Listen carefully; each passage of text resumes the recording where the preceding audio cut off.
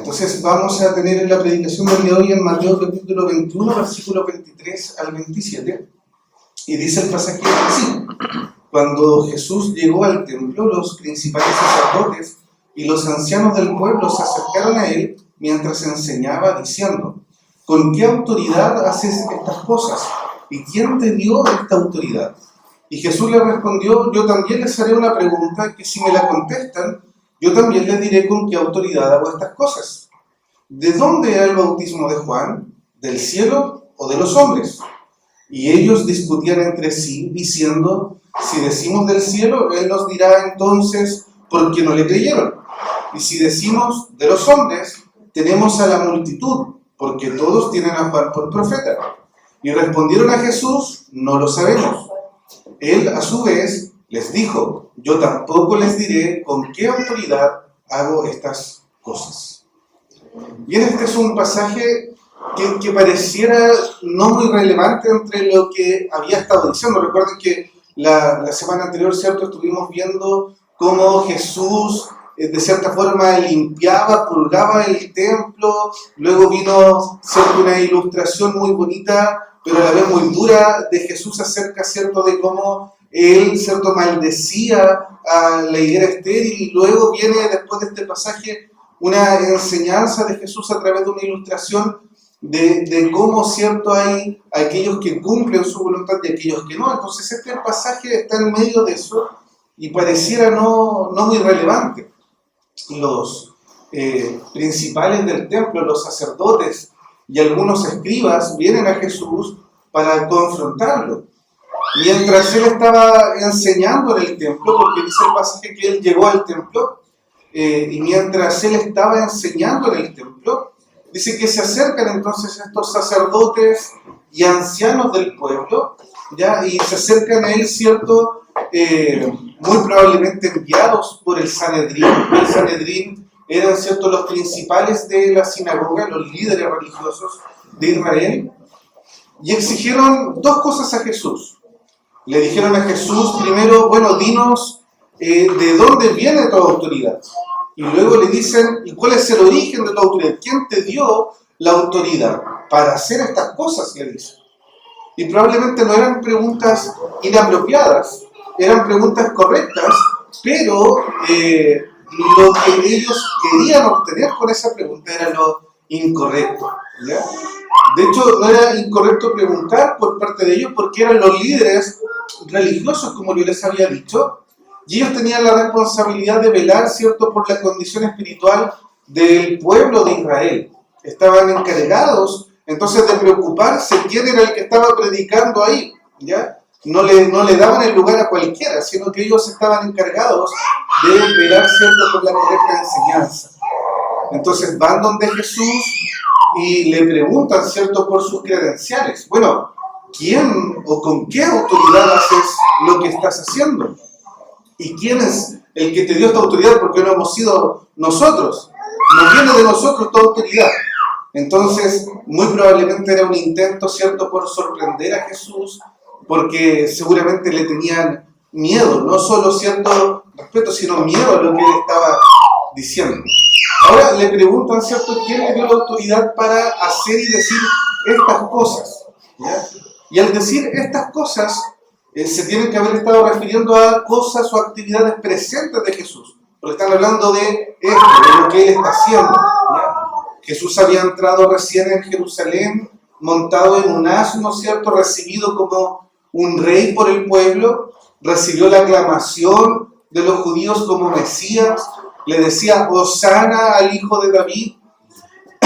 Luego fue llegando, ¿cierto?, a las afueras del templo, donde él expulsó a los compradores y a los vendedores del templo para limpiar, ¿cierto?, el templo, para quitar esta mala práctica que estaban llevando a cabo los cambistas. Luego realizó milagros donde sanó ciegos y cojos en el templo, ¿ya? Habló con niños que lo estaban alabando, y ahora se dedicó a enseñar, ¿cierto?, en el templo. Jesús estaba haciendo todas estas cosas sin la aprobación, sin el permiso del Sanedrín y los ancianos del templo, allí en Jerusalén.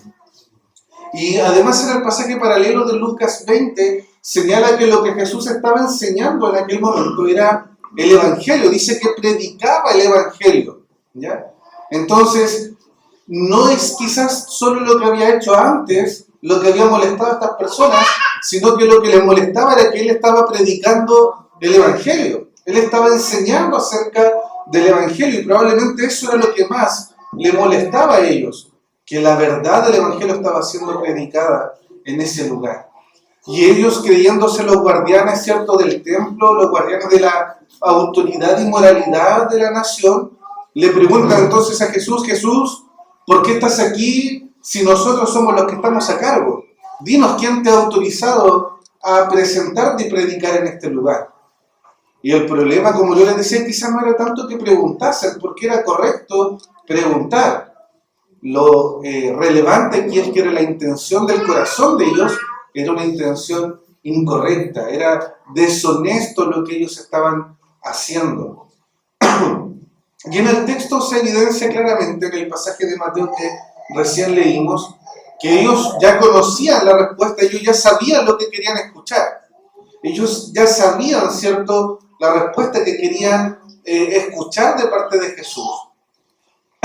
Y sus preguntas no estaban motivadas, ¿cierto?, por un deseo sincero de conocer la verdad, sino por un deseo de desconcertar a Jesús, ¿ya?, y de hacerlo quedar mal con la multitud, o incluso de poder acusarlo de blasfemio, porque si Jesús decía: no, bueno, esta autoridad me la dio el Padre, ellos inmediatamente iban a decir: este es un blasfemo, ¿ya?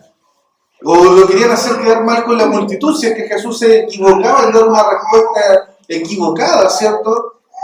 Pero como Jesús conocía la maldad de los corazones de estos, ¿ya?, Jesús conocía la deshonestidad de los corazones, él en realidad hace una especie de contrapregunta, ¿cierto?, para mostrarles que ellos estaban equivocados y a la vez no responderles, ¿cierto?, porque no quería caer en el juego de estos sacerdotes y escribas. Él no estaba obligado a responder ante una pregunta inadecuada y por lo tanto, ¿cierto?, lo que hace es responderles a ellos, pero para hacerles notar la maldad de sus corazones. Y esto ya en primer lugar nos hace ir pensando en nosotros. Solemos compararnos con los escribas, con los fariseos y tendemos a decir: oye, pero qué equivocados estaban ellos. Pero recordemos que muy probablemente nosotros hemos cometido los mismos errores que estos escribas y fariseos. Y a lo mejor venimos al Señor con dudas en nuestro corazón, con interrogantes en nuestra mente, con dudas a lo mejor que son también deshonestas como la que estos hombres tenían. Y las usamos como excusas para no obedecerle. Ellos, sabiendo la verdad, conociendo las Escrituras, iban con deshonestidad en el corazón ante el Señor. Y una pregunta que a lo mejor, pudiendo parecer sincera, la usaban para desacreditar a Jesús. Y a lo mejor muchos de nosotros hoy día también decimos: bueno, si Dios me explicara por qué permite el sufrimiento, yo creería en Él. Si Dios respondiera a mi oración, yo me acercaría más al Señor. Si Dios cambiara mi situación de vida, yo le podría servir mejor. Si Él quitara mi enfermedad, yo iría a la iglesia. Y nos acercamos al Señor con deshonestidad. Porque en definitiva lo que esas preguntas revelan es que en nuestro corazón hay insatisfacción. Que en nuestro corazón no hay gratitud para con el Señor. Que en nuestro corazón está lleno de deseos egoístas para que Él atienda mis necesidades. Cuando en realidad lo que Él necesita es reconocer que Él simplemente tiene la autoridad y que nuestras situaciones son porque Él ha sido en su voluntad tenerlas así para con nosotros. La realidad entonces es que nuestra duda intelectual, nuestras preguntas ante el Señor también están cargadas de esta deshonestidad, como la de los escribas y fariseos. Ellos iban ante el Señor con estas preguntas porque en su corazón no se querían someter a su autoridad. Ellos sabían de dónde provenía la autoridad de Cristo, pero no querían someterse a ella. Así también nosotros, ¿cuántas veces, sabiendo de la autoridad del Señor, no queremos someternos a esa autoridad. Y Jesús, como yo les decía, no sintiéndose obligado a responder ante estas preguntas capciosas, ¿cierto? Ante estas preguntas que eran deshonestas, Él les da una respuesta, pero no les da la respuesta que ellos esperan. Porque antes de contestar las preguntas de estos líderes religiosos, Jesús le hace algunas contrapreguntas, ¿ya? Que debían responder primero las de Jesús, ¿ya? Antes de responder lo que ellos estaban preguntando. Y no era que Jesús quisiera evitar responder las preguntas de estas personas, sino que lo que hacía era obligarles a ellos mismos a autorresponderse. Pues al hacerlo encontrarían la respuesta a ciertas sus propias preguntas.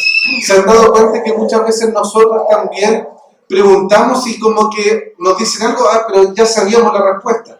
Bueno, eso es lo que está haciendo Jesús, ya mostrarles que ellos en su corazón ya sabían lo que estaban preguntando, solo que no lo querían aceptar.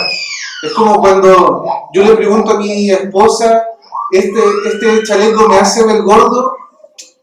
Y ella me pone una cara y me dice, no, yo sé la respuesta. ¿Ya? Eso es lo que está haciendo Jesús con ellos. Jesús está mostrándole que los sacerdotes y fariseos, que en su corazón hay un problema. No es que no sepan de dónde viene la autoridad de Jesús, no se quieren someter a ella. Y en el versículo 24 al 25, Jesús le dice entonces a los fariseos, yo también les haré una pregunta, que si me la contestan, yo también les diré con qué autoridad hago estas cosas. ¿De dónde era el bautismo de Juan? ¿Del cielo o de los hombres? Y esta es una gran pregunta de Jesús, porque los líderes esperaban hacer caer a Jesús, a engañarlo para que respondiera equivocadamente o acusarlo de blasfemo, pero ahora es Jesús quien pone en aprieto a los líderes frente a todo el pueblo. Pensemos que ¿quién era Juan el Bautista? Yo sé que la mayoría sabe, pero Juan el Bautista era un hombre que era conocido como el último profeta, ¿ya? Juan el Bautista fue el último profeta y que él estuvo profetizando después de un año de 400 años, donde no había habido ningún profeta en la tierra de Israel. Ningún profeta. Después de Malaquías pasaron 400 años para que apareciera Juan el Bautista. Entonces para los israelitas era casi como un héroe nacional Juan el Bautista. Y Jesús entonces pone en aprietos aquí a los fariseos, sacerdotes y escribas, ¿ya? Y pensemos, vayamos un poquito en lo que Juan habló acerca de Jesús. En Mateo capítulo 11, versículo 11, Jesús dijo acerca de Juan, en verdad les digo que entre los nacidos de mujer no se ha levantado nadie mayor que Juan el Bautista. Jesús está diciendo Juan el Bautista es el mayor de los hombres, mayor que Moisés, mayor que Abraham incluso, mayor que cualquier otro. Juan el Bautista, dice Jesús, no ha habido nadie mayor que él.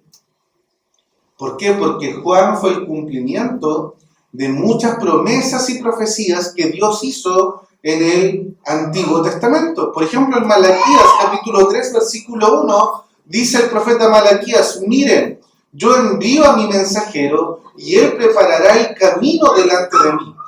Y allí está hablando de Juan el Bautista.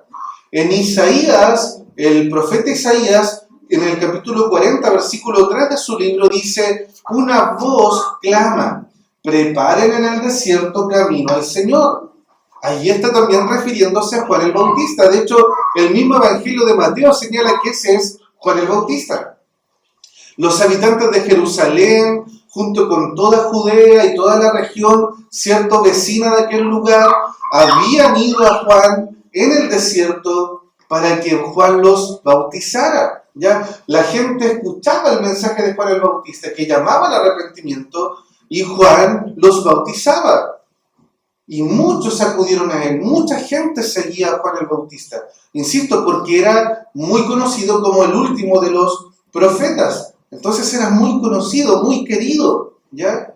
Y toda la gente conocía a Juan el Bautista como un profeta. De hecho, los mismos sacerdotes lo reconocen en este pasaje. Vamos a ver que ellos dicen, oye, si decimos que de los hombres, nos vamos a traer la multitud encima porque la gente lo conoce como profeta, lo reconoce como un profeta. La gente respetaba a Juan. Incluso aún, muchos pensaron que Juan el Bautista era el Mesías prometido.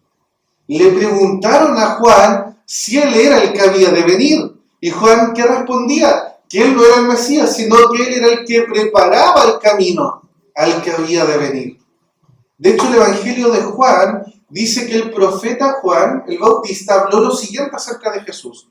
Dice, al día siguiente Juan vio a Jesús que venía hacia él y dijo, ahí está el Cordero de Dios que quita el pecado del mundo. Este es aquel de quien yo dije, después de mí viene un hombre que es antes de mí porque era primero que yo. Es decir, Juan el Bautista era aquel que preparaba el camino al Mesías y Juan reconocía en Jesús al Mesías.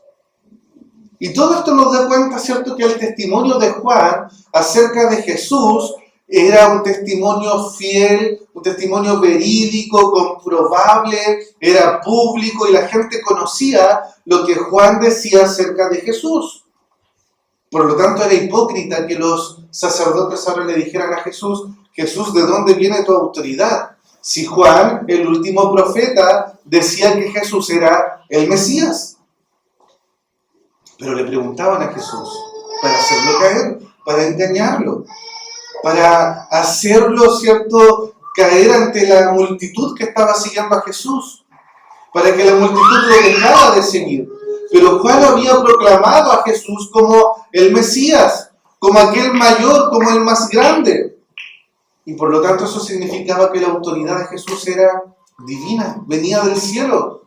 Este Juan había dicho que Jesús era aquel que estaban esperando. Y Jesús los arrincó entonces a los sacerdotes preguntándoles acerca de Juan el profeta. Y ellos quedaron tan sorprendidos que el versículo 25 y 26 dice que los líderes discutían entre ellos, dice. ¿Y qué discutían? Dice, si decimos que es del cielo, Él nos dirá entonces por qué no le creyeron. Y si decimos de los hombres, tememos a la multitud, porque todos tienen a Juan por profeta. Entonces el dilema era simple. ¿Cómo responderían ellos? ¿Qué responderían ante lo que Jesús les había dicho? No tenían muchas alternativas. Estaban o en una o en otra situación estaban mal. Se perjudicaban a sí mismos o hacían quedar mal a Juan el Bautista. Así que si decían que la autoridad de Juan provenía de Dios, Jesús les preguntaría, bueno, entonces, ¿por qué no le creyeron? Porque lo que Juan decía, si era de Dios, él decía que yo era el Mesías. Y si decían que la autoridad de Juan era solo una autoridad humana, corrían el riesgo ¿de qué? De molestar a quienes consideraban a Juan como un gran profeta. De hecho, el pasaje paralelo en Lucas 20 dice, pero si decimos de los hombres, todo el pueblo nos matará a pedradas, pues están convencidos de que Juan era un profeta. O sea, fíjense que ellos no tenían ningún interés en responder con la verdad o con sinceridad. Lo único que estaban pensando era cuál era su mejor opción para responder. Estaban tanteando el terreno, cuál era la mejor respuesta para salvarse de esta situación.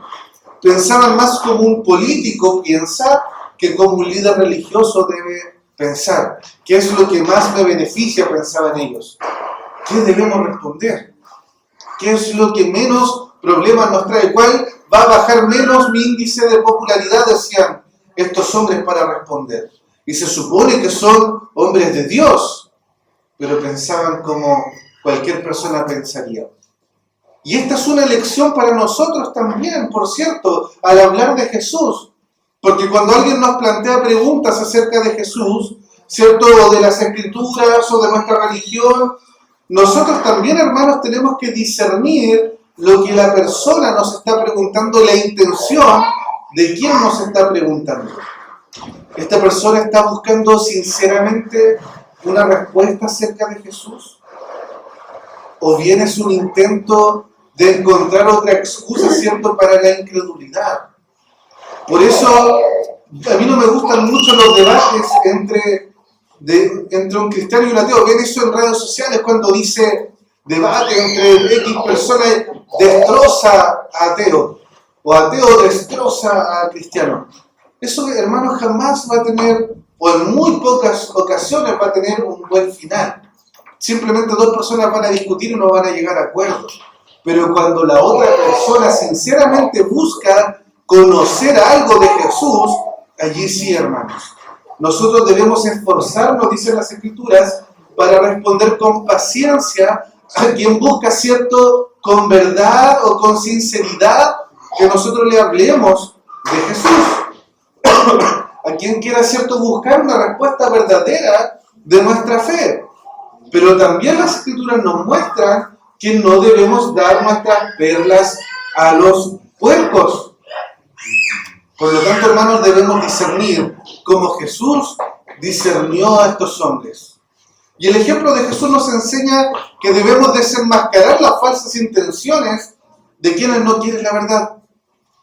No negocies la verdad, hermano, por aprobación social. Los líderes religiosos aquí buscaban, ¿cierto?, la aprobación de la multitud, o por lo menos buscaban no ser apedreados por la multitud. Y a nosotros nos pasa lo mismo. ¿Cuántas veces callamos lo que realmente creemos de Jesús por miedo a lo que dirán nuestros compañeros de trabajo, nuestra familia o nuestros seguidores o amigos en redes sociales? ¿Cuántas veces cuando nos preguntan, oye, ¿tú eres evangélico? No, yo acompaño a mi mamá nomás. Oye, ¿tú eres cristiano? ¿Tú eres hijo de Dios? ¿Cómo te llamas? No, yo soy creyente, yo participo en la iglesia. Pero escondemos lo que realmente somos por aprobación. ¿Cuántas veces hoy día los líderes, tanto seculares y como penosamente líderes religiosos, ¿cierto?, buscan en las redes sociales, en los trending topics, buscan lo que la gente habla acerca de un tema o lo que la gente opina de un tema para dar una opinión sobre un tema moral? Hace muy poco le preguntaron a Dante Gebel, ¿cierto?, que supuestamente es casi un precandidato a la presidencia en Argentina, ¿qué opinaba él, ¿cierto?, del aborto o del matrimonio homosexual? Y él dijo, bueno, todos, ¿cierto?, podemos ser libres, yo no me meto en estos asuntos de la intimidad de las personas. Yo soy un predicador, decía, así que yo le predico a los que son cristianos, pero no a los demás. Hermanos, qué terrible tibieza hay allí en esconder la verdad o callar la verdad por miedo a lo que los otros van a pensar de mí o de nosotros. Los fariseos hicieron justamente eso. Se juntaron en un círculo entre ellos discutiendo qué es lo que nos conviene responder. En lugar de preguntarse qué es la verdad, cuál es la verdad que debemos decir. Y eso es sumamente triste. Pero Jesús, Él sabía ya el corazón de estas personas. Y el versículo 27 nos dice que en definitiva respondieron a Jesús. ¿Y cómo respondieron a Jesús? El versículo 27 dice que su respuesta fue deshonesta. ¿Por qué? Porque podrían haber dicho la verdad a Jesús. Le podrían haber dicho, mira Jesús, no queremos responder tu pregunta. Y eso hubiera sido mucho más sincero. No queremos responderte porque si te respondemos vamos a quedar mal o nos van a apedrear. Eso hubiera sido más honrado. Pero en su lugar respondieron, no sabemos. No lo sabemos. Así dice el versículo 27. Y respondieron a Jesús, no lo sabemos. Y saben que, hermanos, sin importar cómo respondan a Jesús, a ellos, ¿cierto?, no les conviene haber respondido a Jesús de esta forma. Porque ellos no quieren respaldar el ministerio de Jesús y no quieren respaldar, ¿cierto?, el ministerio de Juan. No quieren ofender a la gente, así que toman el camino fácil, el de quedar bien con todos y decir entonces, no lo sabemos. ¡Qué cobardes eran! Juan el Bautista era la figura principal en 400 años de vida religiosa de Israel, y ellos van a decir acaso que no tienen alguna opinión de quién era Juan el Bautista. Claramente es porque ellos no quieren quedar mal con nadie. Quieren juzgar a Jesús, pero no son capaces de responder sinceramente a la pregunta de él.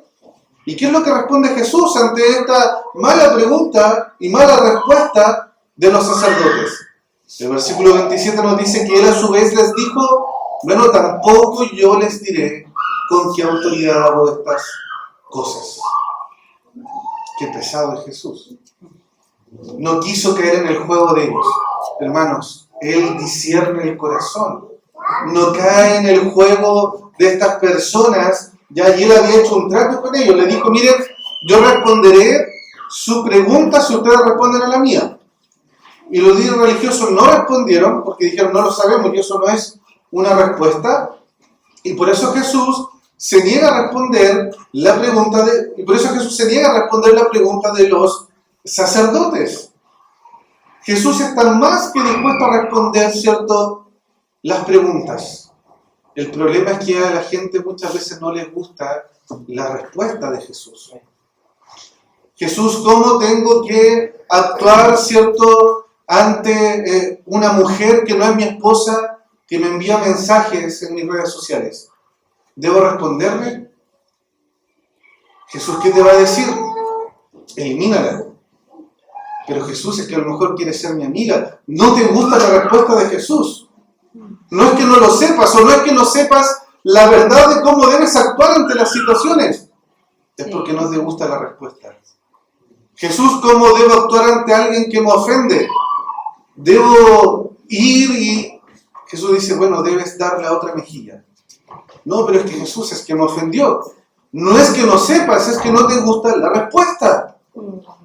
Jesús, ¿cómo debo tratar a mis padres? Aunque a lo mejor mis padres me dicen algo que no me gusta. Los adolescentes presentes saben la respuesta, pero no les gusta. ¿Ya? Nosotros sabemos lo que Jesús nos va a responder, pero no nos gusta que nos responda, porque no nos gusta escuchar la verdad. No nos gusta, no toleramos la verdad cuando esa verdad va en contra de lo que yo quiero. No estamos dispuestos, como ellos, a recibir, ¿cierto?, la respuesta de Jesús. Ellos simplemente permanecieron en su incredulidad. No reconocieron la autoridad de Jesús, no se sometieron a la autoridad de Jesús. Y preguntaron con un corazón lleno de incredulidad. Preguntaron, ¿cierto?, con un corazón desafiante, deshonesto. Se acercaron a Jesús para hacerlo caer. Y su actitud y sus preguntas demostraron, ¿cierto?, una negativa a buscar realmente al Señor. Y lo desafían. Y desafiaron a Jesús. De nada serviría entonces que Jesús les explicara: miren, mi autoridad viene del cielo, el Padre me la dio, pues de todos modos no lo iban a reconocer como el Mesías. De hecho, Jesús él mismo se reconoce prontamente como el Mesías más adelante, y la gente lo apedrea, lo castiga y lo llama, ¿cierto?, a ser crucificado. Crucifícale, le dicen cuando Jesús dice quién es y de dónde viene su autoridad. Los fariseos ya habían dejado claro con su postura y con sus palabras que no iban a reconocer la autoridad de Dios, ni al verla ni al oírla, porque evidencia había, los milagros de Jesús, las palabras de los profetas, las palabras de Juan, las propias escrituras que ellos tan bien conocían. Todo eso era un testimonio grande y verdadero de la autoridad de Jesús. Pero ellos no le creyeron. No le creyeron a Juan, no le creyeron a los profetas, no creyeron a los milagros, no creyeron a la palabra. Y por lo tanto no era un problema de no saber la verdad. Era un problema de no querer aceptarla, de no querer recibirla, de no querer someterse a esta verdad. ¿De qué serviría que Jesús le dijera: Dios me ha dado esta autoridad, si ellos ya lo sabían, pero no querían aceptarlo? Ya habían malinterpretado, ¿cierto?, la revelación de las Escrituras. Habían rechazado a Juan, habían rechazado a los profetas. Acusaban a Jesús de que él hacía los milagros por el poder de Belcebú.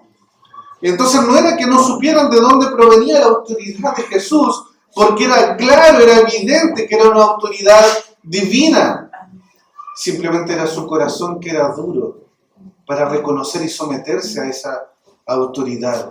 Ellos estaban entrenados toda la vida para reconocer al Mesías cuando viniera. Y fallaron. Y fallaron en esa única oportunidad que tuvieron. No importaba cuál era la evidencia. No podían ignorarla, pero lo hicieron. No importaba lo que Jesús dijera. No importaba lo que hiciera. No importaba cuán poderosos fueran los milagros de Jesús, cuán inexplicables fueran desde un punto de vista humano, cuán irrefutable fuera su enseñanza. Aún así, se negaban a creer a Jesús. Cuestionaban su autoridad. ¿Quién te dio permiso para predicar el Evangelio acá? Lo cuestionaban, demostrando su propia rebeldía contra la autoridad de Jesús y de Dios mismo. Jesús sanaba enfermos, perdonaba pecados, hacía milagros, echaba fuera demonios. Los profetas hablaban de él. Juan dijo que él era el Mesías. Así que la pregunta más tonta de la historia es preguntarle a Jesús de dónde viene su autoridad.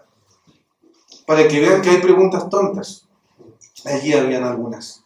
Pues solo la autoridad de Jesús solo podía provenir de un lugar que era el cielo, y solo podía provenir de un ser que era Dios mismo, el que daba la autoridad a Jesús. Pero cuando hablamos de autoridad, ¿qué es autoridad? La palabra autoridad denota privilegio, poder, dominio, control, influencia. La palabra autoridad es alguien que está por encima de los demás. Y en Mateo 28, 18 dice, acercándose Jesús les dijo, toda autoridad me ha sido dada en el cielo y en la tierra. Entonces la autoridad de Jesús es privilegio, poder, dominio, control, influencia. Él está por encima de todo lo demás, porque Él tiene toda autoridad que le ha sido dada en el cielo y en la tierra. No hay nadie más por encima de Jesús. Todos están por debajo de Jesús y de su autoridad. La autoridad de Cristo supera toda otra autoridad y Jesús lo demostró asombrosamente durante su ministerio en la tierra. No quedaba duda alguna de que Él había sido enviado del cielo, enviado por Dios Padre. Él tenía autoridad para sanar, para expulsar demonios, para perdonar pecados. Él decía que Él hacía y llamaba a quienes eran hijos de Dios. Él les otorgaba el derecho de ser llamados hijos de Dios. Él tenía autoridad para quitar y dar su propia vida y tenía autoridad para volver a resucitar de entre los muertos. Esa es la autoridad de Cristo. Esa es la autoridad que negaban los sacerdotes. Y yo le pregunto, ¿cómo respondes tú ante la autoridad de Cristo? ¿En incredulidad como los líderes de Israel? Porque, querido hermano, querida hermana, puedes sentarte y escuchar las predicaciones en esta iglesia semana tras semana tras semana. Puedes escuchar el mensaje salvador de Jesucristo y aún así puedes llegar a tu casa y decir, no me someto a la autoridad de Cristo. Porque te voy a decir una cosa. Cada vez que le fallas al Señor en pecado, cada vez que no haces lo que Él te dice, o cada vez que haces equivocadamente lo que Él dice, estás yendo contra la autoridad de Cristo. Cada vez que no te sometes a su palabra, cada vez que te desvías del Evangelio, no te estás sometiendo a la autoridad de Cristo. Estás siendo igual que aquellos sacerdotes, escribas y fariseos. Sé la verdad, Señor, pero tú no me vas a someter a mí. Tú no me vas a someter a tu autoridad. Yo decido qué hago con mi familia. Yo decido qué hago con mi vida. Yo decido qué hago con este problema. No tú, Señor. Somos iguales que estos sacerdotes y escribas. No creemos el mensaje del Señor. Y esa es nuestra primera condenación, porque sabemos la verdad, porque la escuchamos predicada, porque la hemos escuchado montones de veces, pero no la creemos.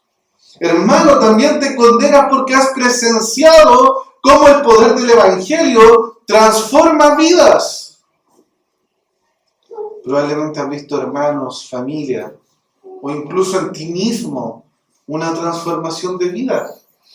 Y aún así, ¿cierto? Has visto cómo las personas cambian y cómo tú mismo has cambiado, y aún después de haber visto eso, sigues sin creer. Querido hermano, querida hermana, no permanezcas en la incredulidad de estos hombres.